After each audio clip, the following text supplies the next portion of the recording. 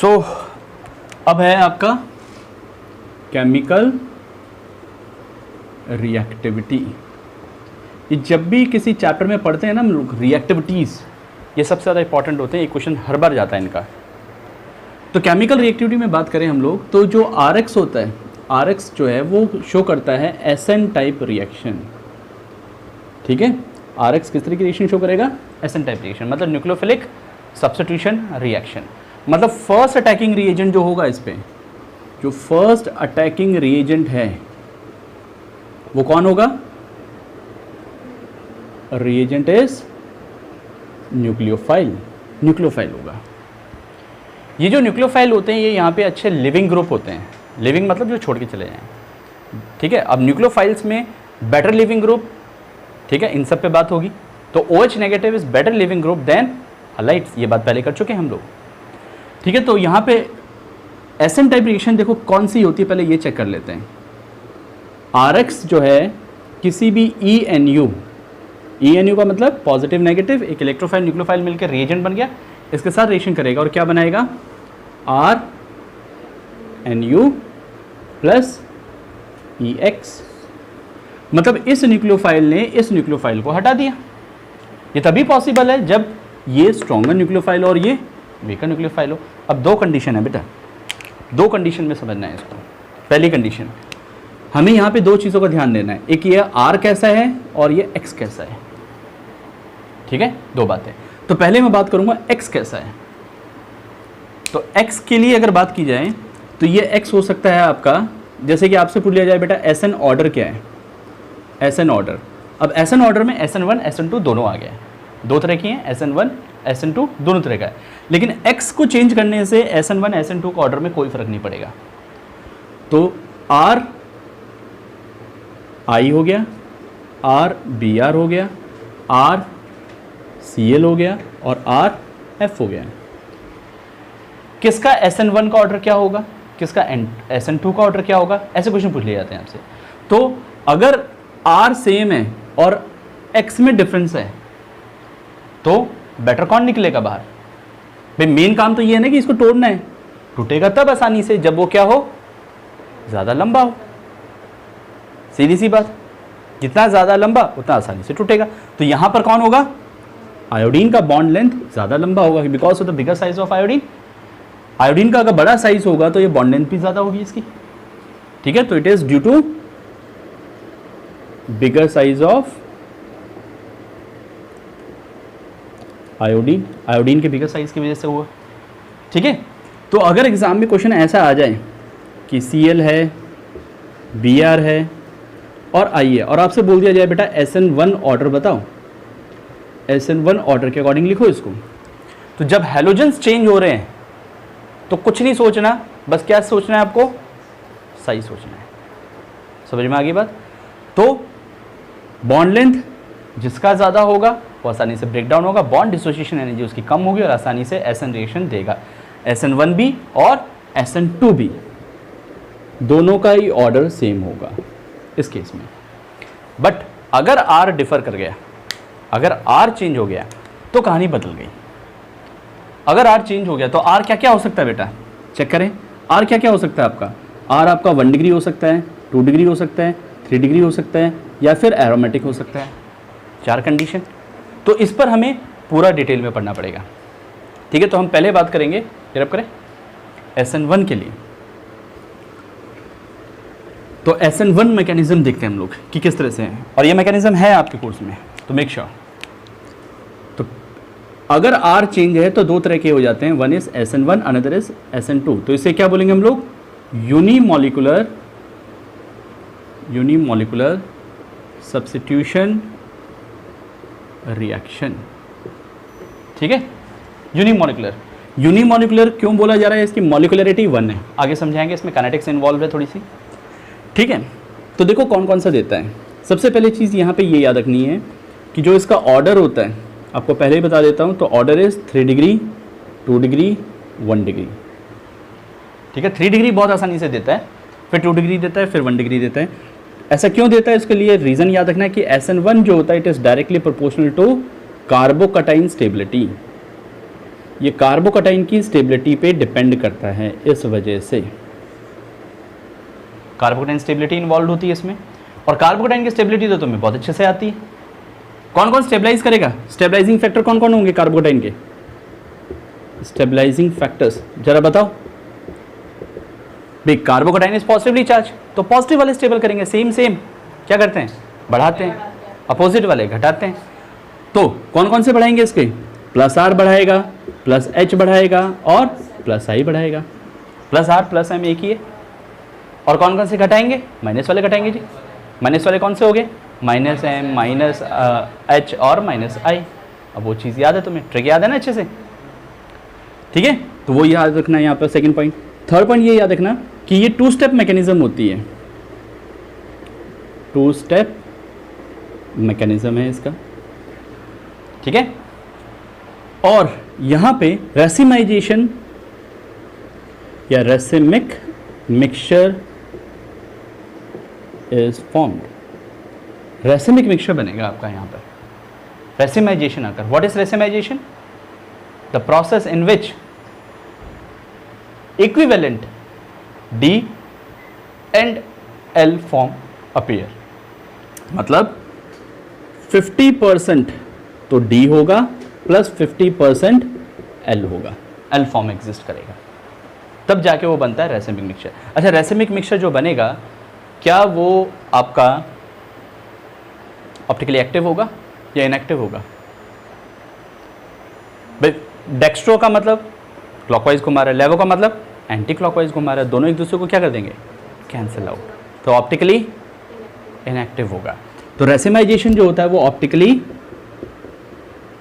Inactive है due to किस वजह से, एक्सटर्नल कंपनसेशन।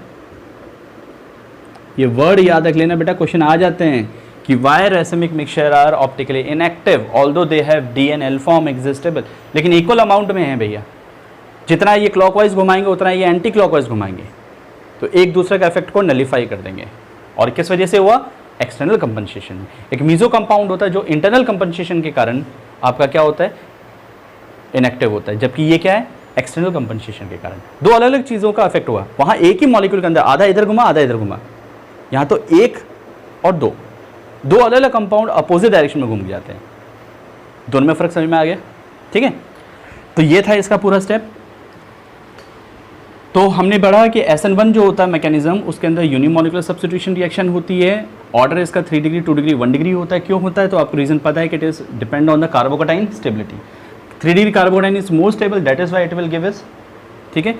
और कार्बोकटाइन स्टेबिलिटी की एक बात करते हैं, stabilising factor plus R plus H और प्लस आई होते हैं। 2 स्टेप मैकेनिज्म होगा, ठीक है। दूसरी बात, रेसिमिक मिक्सचर इज फॉर्म्ड होगा, इसमें कोई भी ट्रांजिशन स्टेप इन्वॉल्व नहीं होगा, तो ये बात भी याद रखना, no transition step involve, no transition step is involve, कोई भी ट्रांजिशन स्टेप इन्वॉल्व नहीं होगा। और जो रेट होगी इसकी फाइनली रेट होगी वो डायरेक्टली डिपेंड करेगी किसी रिएक्टेंट के पावर 1 पे, ठीक है। तो वो एक ही मॉलिक्यूल पे डिपेंड कर रही है, इसीलिए इसकी मॉलिकुलरिटी क्या होगी,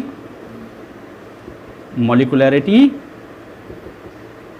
1 हो जाएगी, इसीलिए इसका नाम दिया गया यूनिमोलिकुलर सब्स्टिट्यूशन रिएक्शन। ये सारे पॉइंट इसलिए बता रहा हूँ बेटा, डिफरेंस आता है कई बार एग्जाम में, तो डिफरेंस में ये सारे पॉइंट्स लिखने के काम आएंगे आपको। मैकेनिज्म तो बताएंगे, क्लियर है, नोट डाउन फास्ट। कोई भी ऐसा पॉइंट जो डाउट है बोलो।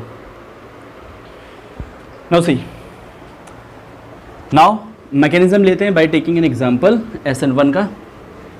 ये सारे पॉइंट्स उसमें कवर करूंगा आपके एक एक। देखिए बेटा, SN1 की बात हो रही है। अगर SN1 की बात करते हैं तो कोई एग्जांपल ले लेते हैं।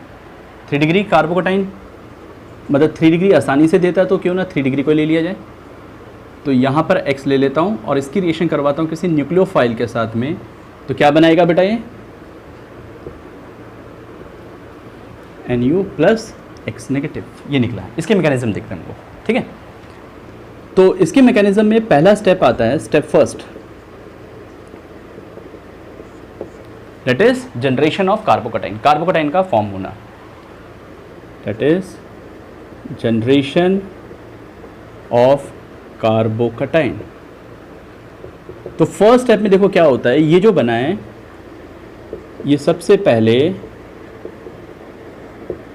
इसकी इलेक्ट्रोनेगेटिविटी ज़्यादा है एक्स की कार्बन से, तो ये क्या करेगा, इलेक्ट्रॉन को पुल करेगा अपनी तरफ, और अपनी तरफ इलेक्ट्रॉन को पुल करेगा तो एक्स नेगेटिव बाहर की तरफ चला जाएगा और क्या बन जाएगा, एक कार्बोकटाइन जनरेट हो जाएगा। नाउ दिस कार्बोकटाइन, अब इस कार्बोकटाइन पे सारी बात आ गई। ये जो कार्बोकटाइन है इसको समझिए आप। सेकेंड स्टेप होता है attack of nucleophile, attack of nucleophile. अब इस कार्बोकटाइन को मैं एक बार लेता हूं यहां पर। इस कार्बोकटाइन की हाइब्रिडेशन क्या है, what is the hybridisation, sp2 है बेटा, प्लेनर है ना, प्लेनर है, मतलब ये प्लेनर स्ट्रक्चर है, मतलब ये प्लेन पर है, ठीक है। प्लेन पे होने का मतलब क्या है, प्लेन पे होने का मतलब है ये इस तरह से, ज्योमेट्री कुछ इस तरह से होगी, मतलब ये स्ट्रक्चर कुछ ऐसा है, लाइक इन दिस वे, है ना, और पॉजिटिव चार्ज है। अब अटैक तो इधर से भी हो सकता है, अगर ये ऐसा है, मान लो इस तरह से रखा गया है, अटैक यहाँ से भी हो सकता है, अटैक यहाँ से भी हो सकता है, दो तरह से अटैक हो सकता है। अगर यहाँ से अटैक हुआ तो डी फॉर्म बन जाएगा, यहाँ से अटैक हुआ तो एल फॉर्म बना। इनिशियली मान लो ये डी है भैया, इनिशियली मान लो ये डी फॉर्म है, तो अटैक कहीं से भी हो जाएगा तो उस कंडीशन में क्या होगा, ये अपने आप का फॉर्म चेंज कर लेगा, नहीं करेगा, और अगर फॉर्म चेंज कर लेगा तो फिर कहानी बदल जाएगी। तो बेटा न्यूक्लियोफाइल यहाँ से भी अटैक कर सकता है, न्यूक्लियोफाइल यहाँ से भी अटैक कर सकता है, दो तरह से न्यूक्लियोफाइल अटैक करता है। अगर न्यूक्लियोफाइल यहाँ से अटैक करता है तो सिचुएशन आपकी क्या हो जाएगी, ये बन जाएगी,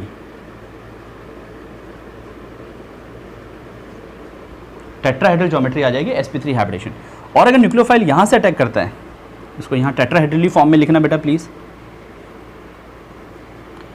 एरो को थोड़ा सा चेंज कर लेना इस तरह से। अटैक हालांकि इधर और इधर हो रहा है, लेकिन आप समझ जाना है कि ये जो प्रोडक्ट है वो नीचे की तरफ आएंगे। और अगर यहाँ पे अटैक करता है तो सिचुएशन इस साइड से अटैक करेगा तो यहाँ इस तरह से बन जाएगी, न्यूक्लियोफाइल यहाँ आ जाएगा। अब अगर देखें डी और एल फॉर्म की बात करें तो ये डी फॉर्म बन जाएगा, डी फॉर्म कहलाएगा, और ये एल फॉर्म कहलाएगा। ऑल्दो देखो एक बात मैं आपको बता दूं कि यहाँ पर मैंने जो एग्जांपल लिया उसके अकॉर्डिंग डी और एल फॉर्म बनाना मुश्किल हो रहा है, बिकॉज वो कायरल नहीं है। तो उसको कायरल बनाने के लिए आप ये काम कर सकते हो कि इसको आर नाम दे सकते हो, आर डैश, इसको कार्बन ही रहने दो, इसको आर डबल डैश कर लो ताकि थोड़ा डिफ्रेंशिएट हो जाए। इसको आर डैश मान लो, इसको आर डबल डैश मान लो, आप इसको आर डैश मान लो, और एक को आर डबल डैश मान लो। तो इसको आर डैश मान लिया हमने, और दूसरे वाले को यहाँ पर आर डबल डैश मान लिया, ठीक है। और ये जो आर और आर डैश है ये कार्बन नहीं है, एक कार्बन नहीं है, एक से ज़्यादा कार्बन होंगे, तभी तो कायरल सेंटर जनरेट हो पाएगा। समझ में आ गया, ऑप्टिकली एक्टिव बन पाएगा ये। और यहाँ पर भी सेम सिचुएशन हो जाएगी, एक को आप आर डैश मान लेते हैं और दूसरे को आप आर डबल डैश मान लो, और यहाँ पे ये कह देंगे कि R dash is not equal to R double dash is not equal to CH3।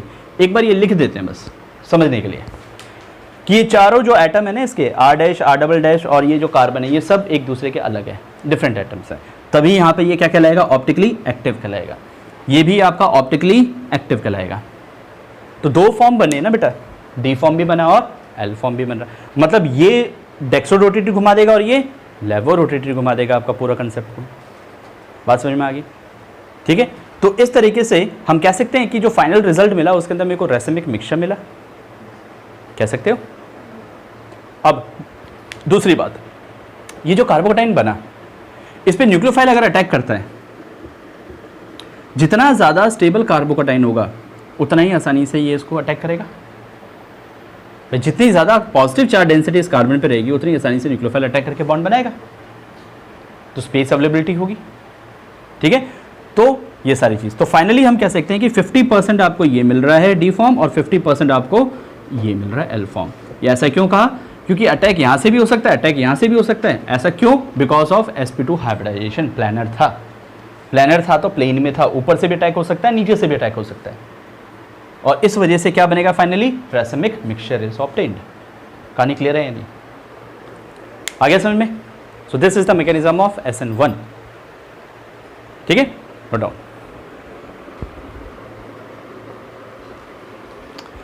देखिए बेटा, ये जो फर्स्ट स्टेप होता है ना, ये इसका स्लो स्टेप होता है, और जो सेकंड स्टेप है न्यूक्लियोफाइल का अटैक होता है, ये इसका फास्ट स्टेप होता है।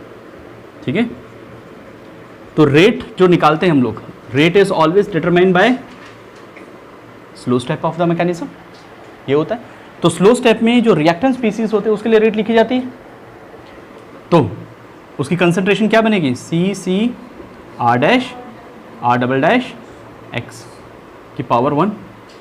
अगर रेट की पावर 1 है तो इसका मतलब यूनिमोलिकुलर रिएक्शन है, फर्स्ट ऑर्डर रिएक्शन है, फर्स्ट ऑर्डर काइनेटिक्स है।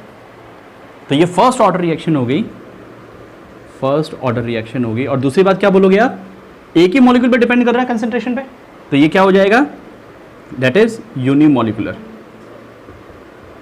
यूनिमोलिकुलरिटी। इसकी मॉलिकुलरिटी क्या होगी, यूनिमोलिकुलरिटी, मॉलिकुलरिटी 1 हो जाएगी, या यूनिमोलिकुलर रिएक्शन बोल सकते हैं। दूसरी बात, कुछ पॉइंट्स आपको यहाँ पे याद रखनी है, जैसे कि अगर न्यूक्लियोफाइल की लेस कंसंट्रेशन लेके चलेंगे तो याद रखना, अगर nucleophile taken in less concentration then the SN1 mechanism favoured. ठीक है, तो न्यूक्लियोफाइल इन लेस कंसंट्रेशन, अगर न्यूक्लियोफाइल कम कंसंट्रेशन में लिया जाता है तो it is favour the SN1 mechanism, SN1 का डायरेक्टली प्रोपोर्शनल होगा।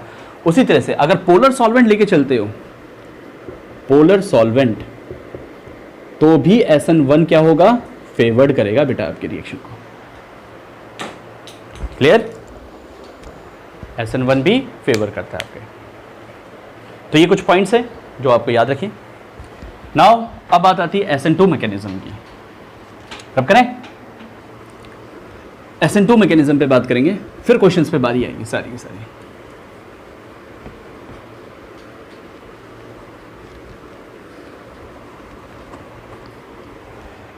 देखिए बेटा,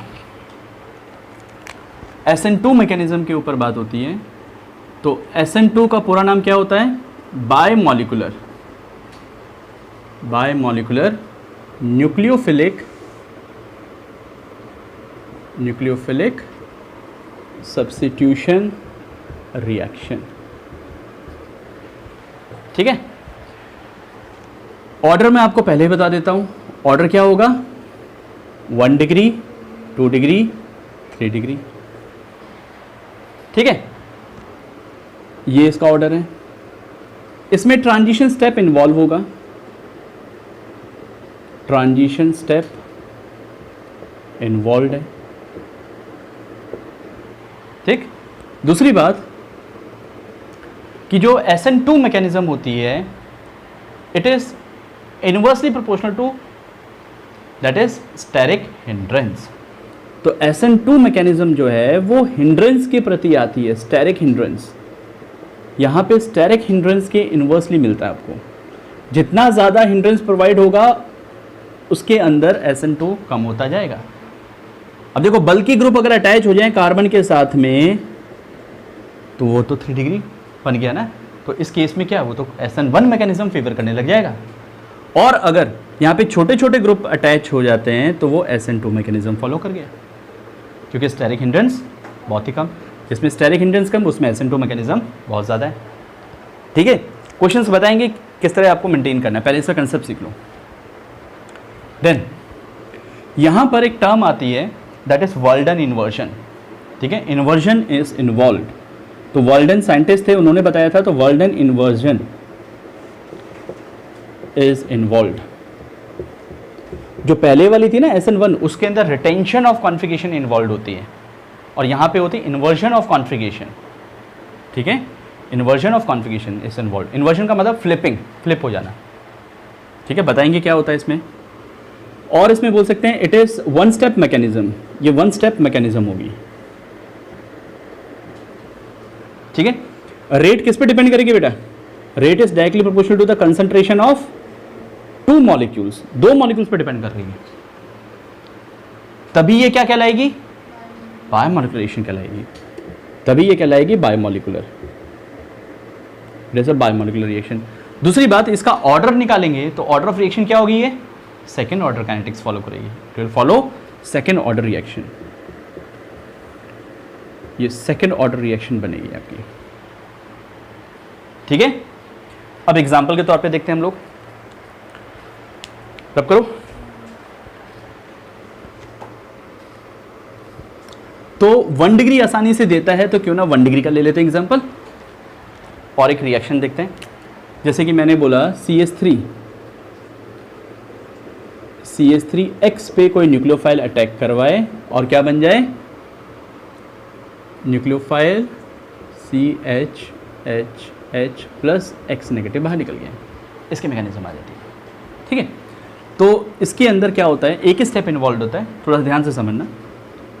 सबसे पहले इसकी बात करते हैं मैकेनिज्म की। फर्स्ट स्टेप में देखो क्या होगा, ये जो आपका RX है, ठीक है, इस RX में इस कार्बन की इलेक्ट्रोनेगेटिविटी क्या है, ज़्यादा है, तो खींचने की कोशिश करेगा। और यहाँ पर ये जो कार्बन है, इसके साथ जुड़े हुए छोटे छोटे एटम्स, कोई स्टेरिक हिंड्रेंस नहीं है। तो अब बेटा पीछे से, बैक साइड से, यहाँ से, अब देखो इस साइड साइज बड़ा है, तो न्यूक्लियोफाइल अगर कहीं पे अटैक करने की कोशिश करेगा तो न्यूक्लियोफाइल बैक से ही अटैक कर पाएगा, क्योंकि इधर तो एक बड़ा सा अल्काइल ग्रुप, हैलाइड ग्रुप लगा पड़ा है जो उसको स्ट्रॉन्ग रिपल्शन करेगा। तो ये न्यूक्लियोफाइल जो है वो पीछे से अटैक करेगा यहाँ पर, और एक पेंटावैलेंट कार्बन जनरेट होगा। ठीक है, ये इसका स्लो स्टेप है। और यहां पर कार्बन जो है वो ऐसे दिखाई देगा आपको,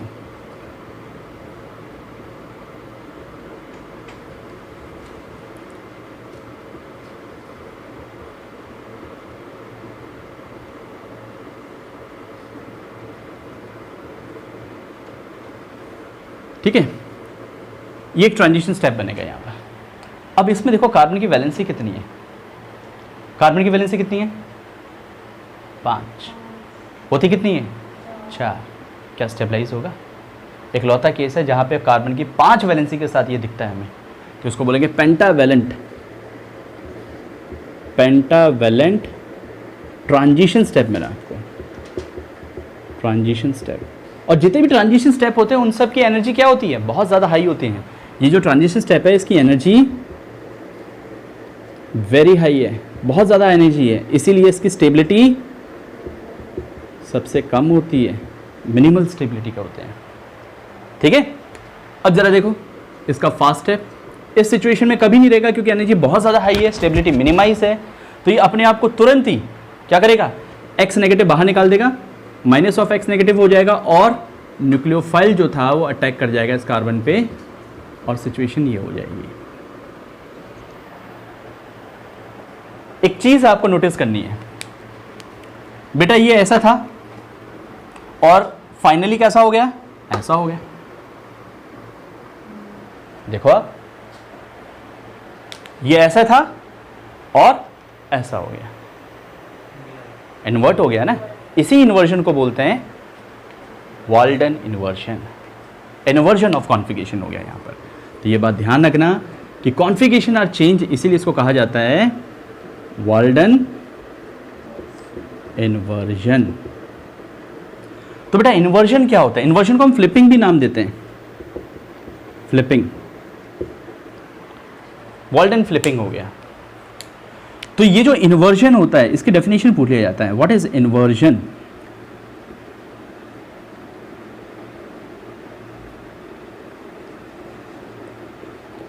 इन्वर्जन ऑफ कॉन्फिगरेशन, ये बात श्योर है बेटा कि अगर ये डी फॉर्म रहा होगा तो वो डेफिनेटली कौन सा फॉर्म रहा होगा, एल हो गया होगा, और अगर ये एल था तो वो डी हो गया होगा। ठीक, तो इन्वर्जन ऑफ कॉन्फिगरेशन क्या होता है, when the configuration of the reactant is inverted to the product या different from the product, then it is called as inversion of configuration.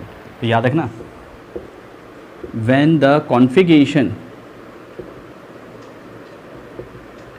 of reactant and product are different, और दूसरा होता है retention, retention of configuration. Retention of configuration में क्या बोलेगा, when the reactant configuration is similar to product configuration, जब दोनों के सेम हो, ये डी वो डी दोनों सेम।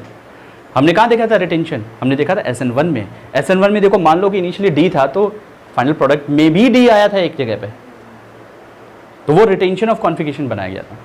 ठीक है, तो व्हेन द रिएक्टेंट कॉन्फ़िगरेशन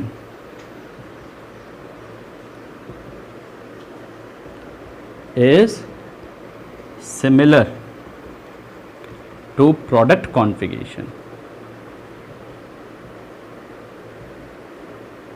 तब उसे कहा जाता है रिटेंशन ऑफ कॉन्फ़िगरेशन। कहानी पहले पड़ गई, no doubt. Alright, solve this questions. आपको निकालना है SN1 एंड SN2 दोनों। ठीक है, SN1 ऑर्डर और SN2 का ऑर्डर दोनों को निकालना है। ठीक है बेटा, हम पहले SN1 से स्टार्ट करेंगे और उसका उल्टा SN2 हो जाएगा। बस ध्यान का रखेंगे हैलोजेंस के केस में X अगर डिफरेंट है तो वहाँ दोनों सेम होगा। Let's check out. ये कार्बन Cl जो है किस कार्बन से जुड़ा है, कौन सा डिग्री है कार्बन का? Degree 2 degree. ठीक है, तो ये 2 डिग्री हो गया और ये 3 डिग्री। भाई हैलोजन को हटा के देख लो, हैलोजन हटेगा तो पॉजिटिव चार्ज आएगा, कार्बोकटाइन बनेगा। तो कार्बोकटाइन की बात कर लो, कार्बोकटाइन कौन सा डिग्री का है, 2 डिग्री की 1 डिग्री। तो अगर SN1 का बोलेंगे, अगर SN1 बोलें तो क्या होगा बेटा, 3 degree is more stable then 2 degree. और SN2 की बात करें तो क्या हो जाएगा, 2 डिग्री और 3 डिग्री, उल्टा हो जाएगा। समझ में आ गया? हमेशा चेक करो कार्बोकटाइन की स्टेबिलिटी, SN1 ऑर्डर, और उसको उल्टा कर दो, हो जाएगा काम।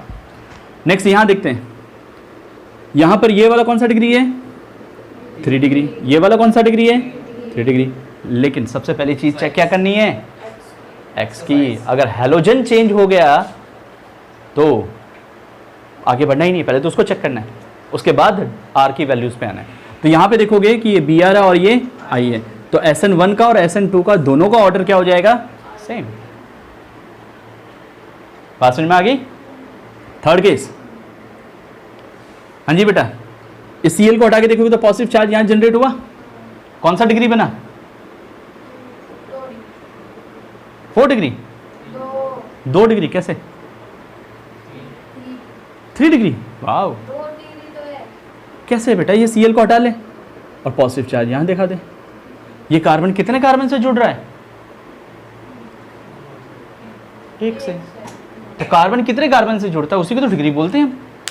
तो कौन सा डिग्री हुआ है, 1 डिग्री हुआ, दिस इज 1 डिग्री। और इसकी बात करेंगे तो ये कार्बन कितने कार्बन से, क्योंकि Cl इसके साथ जुड़ा है, तो ये 2 डिग्री हो गया। तो SN1 का ऑर्डर पता लग गया आपको।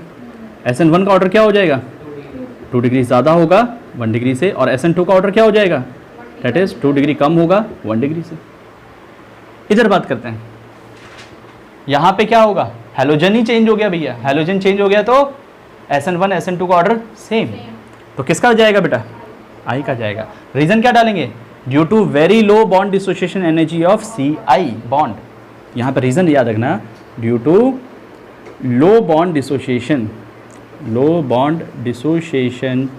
Energy of Ci bond. Ci bond की लो बॉन्ड डिसोसिएशन एनर्जी थी as compare to CCl bond, इसीलिए इसका SN1 ऑर्डर और SN2 ऑर्डर ज़्यादा होगा। सबसे पहले चीज़ तो यही है ना कि X निकले बाहर। ठीक है, अब 4 आइसोमर्स ऑफ ब्रोमोब्यूटेन, इसको लास्ट में लूँगा, पहले हम बाकी चीज़ कर लेते हैं, इसका कर लेते हैं पहले इन दोनों को। यहाँ देखिए बेटा, इस Br को हटाएंगे तो यहाँ पे कार्बोकटाइन जनरेट कर दो, तो कौन सा डिग्री बने, 1 डिग्री। इसको हटाएंगे तो कार्बोकटाइन यहाँ जनरेट कर दो, 2 डिग्री। तो SN1 का ऑर्डर क्या हो जाएगा, SN1 का हो जाएगा यहाँ पे 2 degree is more than 1 degree, और SN2 का हो जाएगा just opposite, that is 1 degree is greater than 2 degree. अब मैं ए भी नहीं लिख रहा हूँ, 1 डिग्री 2 डिग्री से समझ जाओ आप। यहाँ बात करते हैं बेटा, यहाँ पर भी ये 2 डिग्री है और ये 3 डिग्री है, क्या बनेगा बेटा, SN1 की बात करेंगे तो 3 degree is more than 1 degree, और SN2 की बात करेंगे तो 2 degree is greater than, sorry 2 degree था, देन 3 डिग्री, उल्टा हो जाएगा। इधर बात करें, now see this case very important, ये भी 1 डिग्री है, ये भी 1 डिग्री है, तो कैसे डिसाइड करें? देखो ऐसे केस के लिए क्या करना होता है कि बेटा अब चेक कर लो, इस पे पॉजिटिव चार्ज आ गया, इस पर पॉजिटिव चार्ज आ गया और इस पे पॉजिटिव चार्ज आ गया, कार्बोकेटाइन की स्टेबिलिटी चेक करो, कार्बोकेटाइन की स्टेबिलिटी चेक करो। तो कौन सा ग्रुप लग रहा है? प्लस आई ग्रुप। इधर भी कौन सा लग रहा है? प्लस आई ग्रुप। भाई ये तो कॉमन हो गया ना, ये तो कॉमन हो गया, तो इनके कारण इफेक्ट लग रहा है। ये प्लस आई देगा और ये भी प्लस आई देगा, तो प्लस आई ग्रुप जो होते हैं वो प्लस प्लस बढ़ाता है जी, स्टेबिलिटी बढ़ाएंगे। तो किसकी स्टेबिलिटी ज़्यादा होगी? इधर वाले की, इसकी ज़्यादा होगी ना। इसको अगर ए नाम दे दिया जाए और इसको अगर बी नाम दे दिया जाए, तो यहाँ पे देखो आई इफेक्ट डिस्टेंस पे डिपेंड करता है ना, तो यहाँ पास से इसको देगा और यहाँ दूरी से दे रहा है ना, तो कौन ज़्यादा स्टेबलाइज करेगा? पास वाला। तो B इज SN1 का ऑर्डर करेंगे तो B जो होगा वो ज़्यादा होगा देन A, और SN2 का बात करेंगे तो A ज़्यादा होगा देन B। आई थिंक ऊपर वाले सारे समझ में आ गए। अब ये 3 एग्जाम्पल बचे, देख लो, रब कर दूं ऊपर के सारे।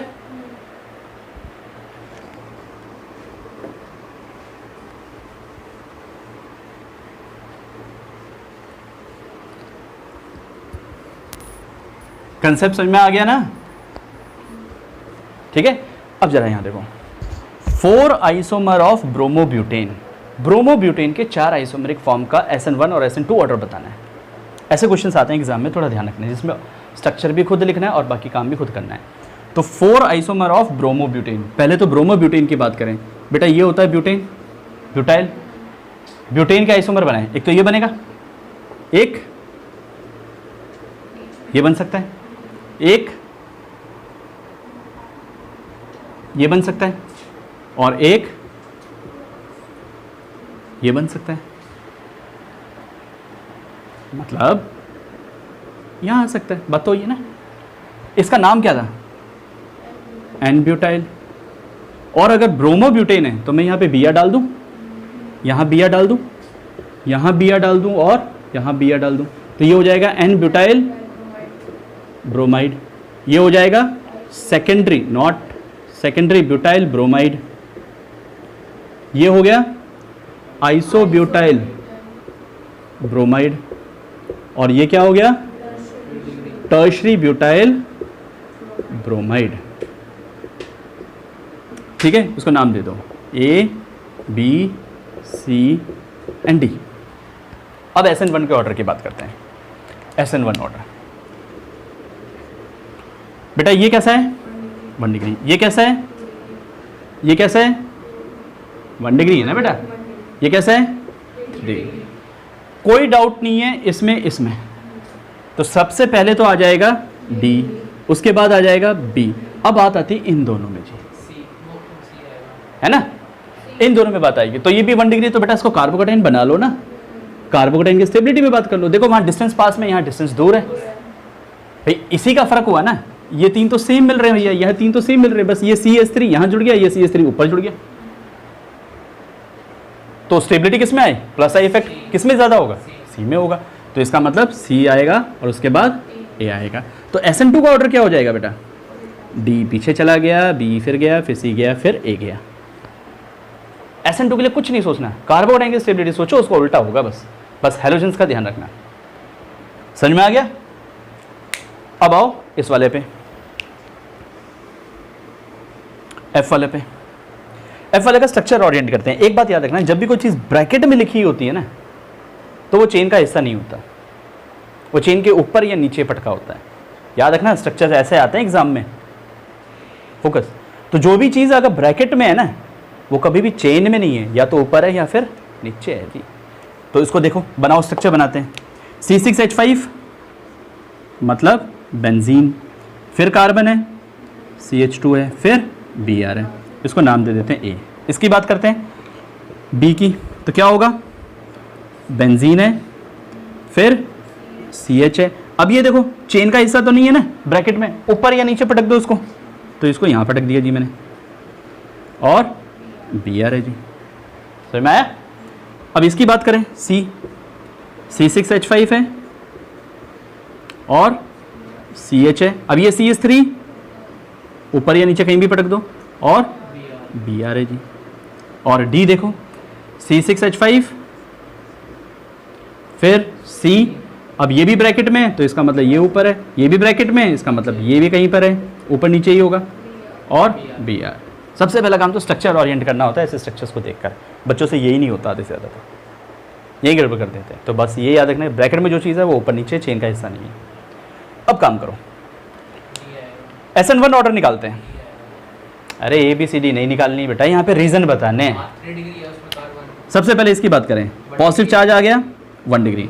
इस पे बात करें, 2 डिग्री, ये कार्बन इस कार्बन से और इस कार्बन से जुड़ा है मतलब 2 डिग्री। इसकी बात करें तो ये कार्बन इधर पे और इधर पे 2 डिग्री पे जुड़ा है। ये 3 इसकी बात करें तो ये 3 डिग्री पे जुड़ा है। ठीक है, वन मोर थिंग, यहाँ एरोमेटिसिटी आ गई है, एरोमेटिसिटी आ गई, तो सीधा ही मत बोल देना कि 3 डिग्री ज़्यादा है 1 डिग्री कम है एंड सो ऑन। यहाँ कार्बोकेटाइन की स्टेबिलिटी पे बात करनी है आपको। ठीक है, तो इस पर पॉजिटिव चार्ज समझो, इस पर पॉजिटिव चार्ज समझो, इस पर पॉजिटिव चार्ज समझो, और इस पर पॉजिटिव चार्ज समझिए। BR नेगेटिव हट गया। तो अब देखो किसकी कार्बोकेटाइन की स्टेबिलिटी सबसे ज़्यादा हुई, जरा इफेक्ट देखो कौन कौन से हुआ। प्लस है तो ये वाला कौन सा इफेक्ट शो कर रहा है, बेंजीन रिंग। बेंजीन रिंग जो होता है देखो, बेंजीन रिंग से सीधा जुड़ गया है ना, तो बेंजीन रिंग फिनाइल जो होता है खुद पे खुद -I इफेक्ट शो करता है। तो यहाँ -I, यहाँ -I और यहाँ पे +I, ये -I है, ये -I है और ये +I है। R इफेक्ट मत जोड़ लेना इसका, होगा R इफेक्ट नहीं होगा? अरे R इफेक्ट भी तो होगा, रेजोनेंस। ये बेंजीन रिंग से डायरेक्टली अटैच कार्बन पे पॉजिटिव और नेगेटिव चार्ज अगर मिलता है तो रेजोनेंस में ज़रूर जाएगा, तो इसके पास R इफेक्ट भी होगा। पॉजिटिव है तो कौन सा R इफेक्ट होगा, -M। और इसका क्या मिलेगा, सिर्फ क्या मिलेगा, +I और +H, दो इफेक्ट मिलेंगे। कार्बोकेटाइन में H इफेक्ट लागू होता है। ठीक है, यहाँ पे बात करें तो -M -I और इसका +H +I, दो इफेक्ट मिले। इसकी बात करेंगे -M -M, क्यों ना डोमिनेटिंग वाले लिख दें बस -M, क्योंकि -I को तो कंसिडर करना ही नहीं है आपको वैसे भी। ठीक है, अब जरा देखो स्टेबलाइज किसकी स्टेबिलिटी ज़्यादा हुई। ये कार्बोकेटाइन चाहेगा कि इसको दो तरह से स्टेबलाइज हो, या तो उसको कोई इलेक्ट्रॉन दे दे या इससे कोई चार्ज छीन ले जाए, दोनों केस में स्टेबलाइज होगा। यहाँ पे 2 M इफेक्ट है और एक +I स्टेबल कर रहा है, यहाँ पर 2 M इफेक्ट है और कोई भी स्टेबलाइज नहीं कर रहा। तो देखो जरा ऑर्डर क्या बनेगा। SN1 का ऑर्डर मैं यहाँ लिख रहा हूँ, इसका SN1 का ऑर्डर सबसे ज़्यादा स्टेबल ये होगा, क्योंकि 2 -M इफेक्ट है और एक +H इफेक्ट है जो डोमिनेट करेगा। क्या C क्या है, तो इधर 2 है ना, 2 ग्रुप है, ये खींचेंगे ना उससे, क्या खींचेंगे, चार्ज लेंगे। अरे इलेक्ट्रॉन लेंगे अंदर की तरफ, चार्ज गया तो स्टेबल हो गया, बट गया ना रिंग पर। अरे ये चार्ज जो पॉजिटिव चार्ज जो यहाँ दिख रहा है, क्या वो रेजोनेंस के अंदर यहाँ नहीं दिखेगा तेरे को, तो उसके पास चार्ज रहेगा क्या? मकसद तो यही था ना कार्बोकेटाइन को स्टेबलाइज करना। क्या पढ़ा तूने GOC? फिर D सबसे ज़्यादा स्टेबल, उसके बाद B होगा। ठीक है, फिर गया B, उसके बाद C, उसके बाद A। ऑल दो देखोगे 3 डिग्री सबसे ज़्यादा स्टेबल है, फिर 2 डिग्री वाला ही है, फिर 1 डिग्री वाला ही है। लेकिन ऐसे केसेस में थोड़ा सा ध्यान से चेक करके बात करनी है, डायरेक्टली कभी आंसर मत देना। SN2 की बात करेंगे, SN2 की तो उल्टा हो जाएगा बेटा, D B C A। Last ये कौन सा है, 3 डिग्री है ना, ये कौन सा है, तो SN1 का ऑर्डर क्या हो जाएगा, 3 degree is greater than 2 degree, और SN2 का उल्टा हो जाएगा, इसमें तो कोई दिक्कत ही नहीं है।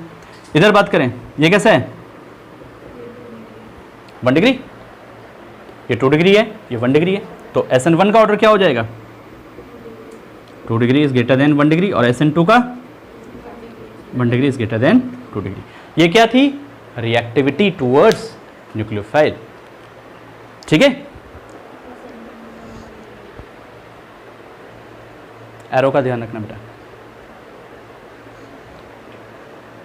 क्लियर।